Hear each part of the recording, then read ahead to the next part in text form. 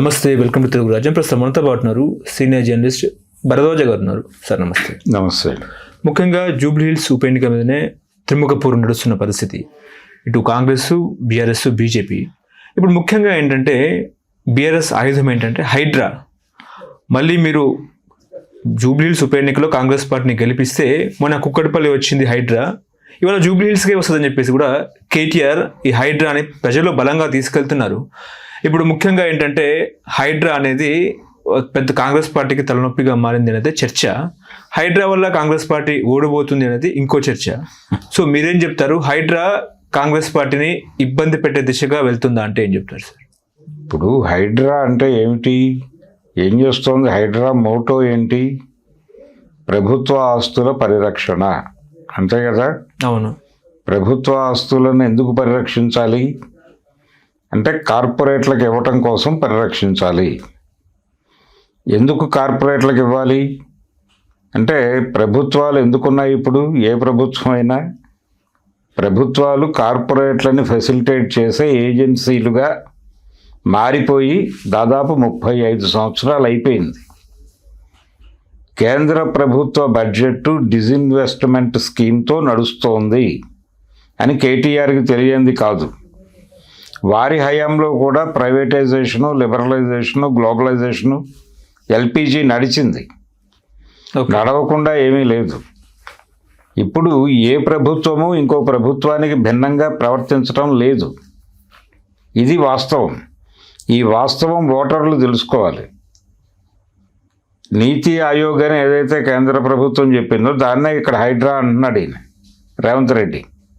ప్రభుత్వ ఆస్తుల పరిరక్షణ, ప్రభుత్వ ఆస్తులను పెంచుకోవడం అనేది ఒక ప్రోగ్రామ్గా అందరూ చేస్తున్నారు. కేసీఆర్ గారు ఒక పద్ధతిలో చేశారు, రేవంత్ రెడ్డి ఇంకో పద్ధతిలో చేస్తున్నాడు, సెంట్రల్ గవర్నమెంట్ ఇంకొక పద్ధతిలో ప్రభుత్వ ఆస్తులు పరిరక్షించుకుంటూ ఉంది. ఈ పరిరక్షించుకోవడం అనేది కనీస బాధ్యత వాళ్ళది. పరిరక్షించుకోవాలి, కుదిరితే విస్తరించాలి, విస్తరించి కార్పొరేట్లను ఫెసిలిటేట్ చేయాలి, దేశాన్ని అభివృద్ధి పదంలో నడపాలి. ప్రజల భూములు లాక్కుంటున్నారు, దాని గురించి మాట్లాడాలి కేటీఆర్ యాక్చువల్గా మాట్లాడాల్సింది హైడ్రా గురించి కాదు. ల్యాండ్ పూలింగ్ అనేటువంటి ప్రోగ్రాంతో చాలా గ్రామాల్లో ఇది ఫార్మా క్లస్టర్లు పెడతాము అని చెప్పి ప్రజల భూములు లాక్కునే ప్రయత్నం ప్రభుత్వం చేస్తోంది. ఇది తప్పు అని చెబుతూ దాని మీద తన పాలసీ ఏమిటి, తన పార్టీ పాలసీ ఏమిటి, తన పార్టీ విధానం ఏంటో ప్రకటించాలి కదా ఆయన. హైడ్రా అనేదాన్ని ఏదో బూచిగా చూపిస్తే మీరు చేయరా?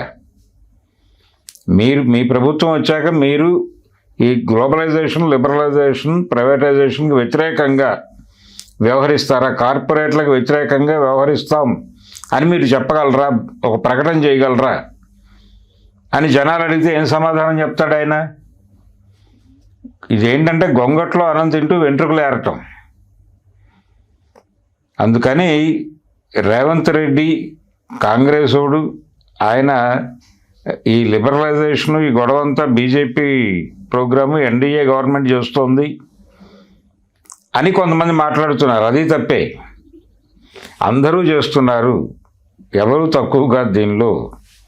అసలు ఈ కార్యక్రమం మొదలుపెట్టింది కాంగ్రెస్ పార్టీ.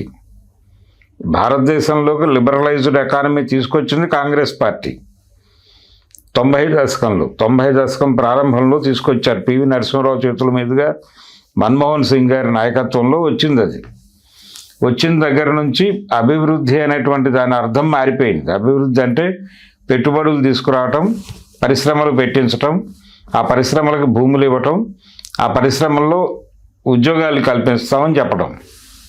ఆ ఉద్యోగాలు ఏముంటాయి? వీళ్ళకి పొలాలు ఇచ్చినటువంటి రైతులకు ఏముంటాయి ఉద్యోగాలు? అక్కడ లెటర్లు కడిగే ఉద్యోగాలు తప్ప ఇంకేముండవు.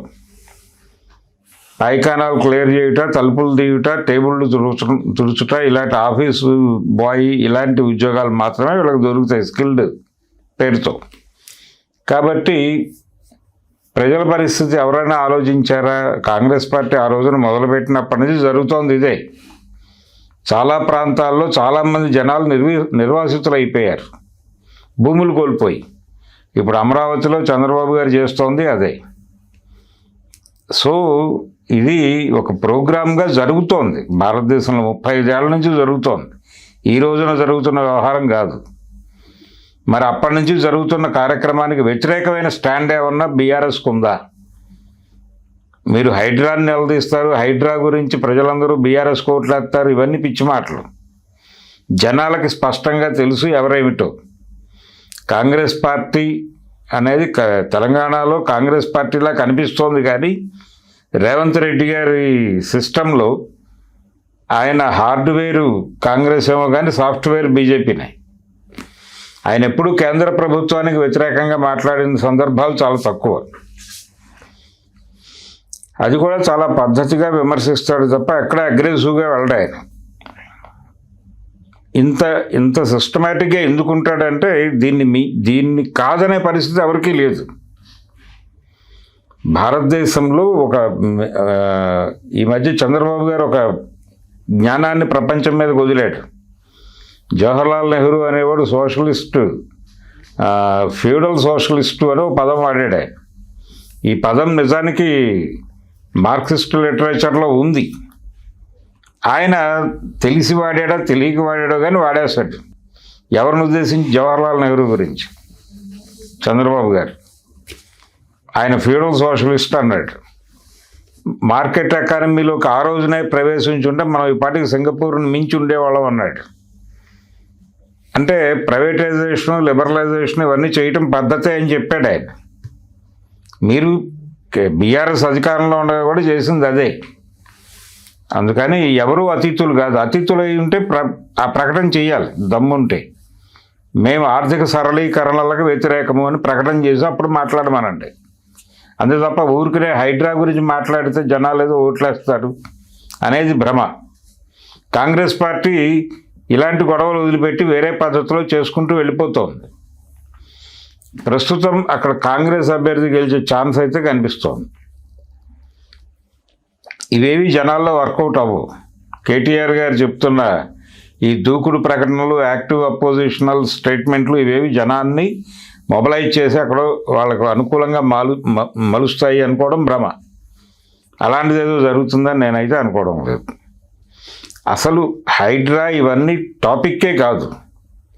మీరు జనాలకి ఏం చేయదలుచుకున్నారో అది మాత్రం చెప్పండి.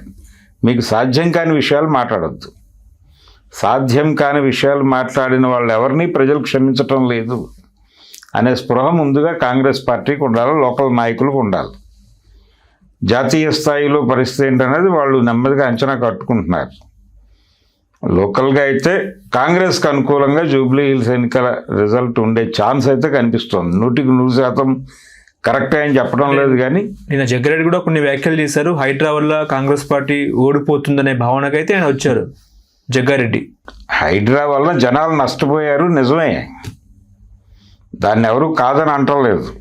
కానీ ఈ హైడ్రా అనేది వీళ్ళు ఒక్కళ్ళే చేయలేదు కదా అన్నా నేను. వక్ఫ్ భూములు లాక్కున్నారు కదా మొన్న సెంట్రల్ గవర్నమెంట్. దేనికి లాక్కున్నారు? Land bank పెంచుకోవడానికేగా. ప్రభుత్వాలకు ల్యాండ్ బ్యాంక్ కోసం ప్రజల్ని వేధిస్తున్నారు. కరేడ్లో జనాలను కొట్టిందిగా చంద్రబాబు ప్రభుత్వం.